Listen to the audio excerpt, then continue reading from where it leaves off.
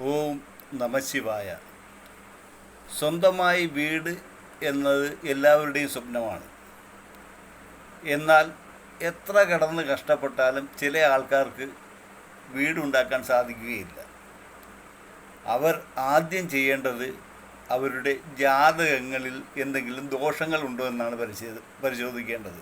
അതായത് 4-ാം ഭാവം, 4-ാം ഭാവാധിപൻ, 4-ാം ഭാവകാരകന്മാരായ ചന്ദ്രബുധന്മാർ എന്നിവരുടെ ബലവും ഇഷ്ടസ്ഥിതിയും ശുഭയോഗദൃഷ്ടിയും ഗൃഹയോഗം നൽകുന്നു.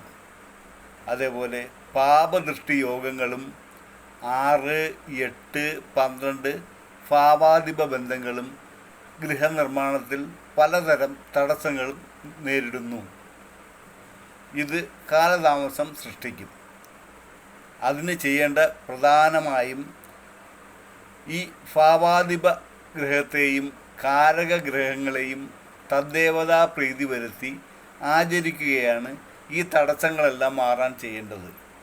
ഇതെല്ലാം ചെയ്തു കഴിയുമ്പോൾ തടസ്സങ്ങളൊക്കെ മാറി ഇവർക്ക് സ്വന്തമായി ഒരു വീട് ലഭിക്കും.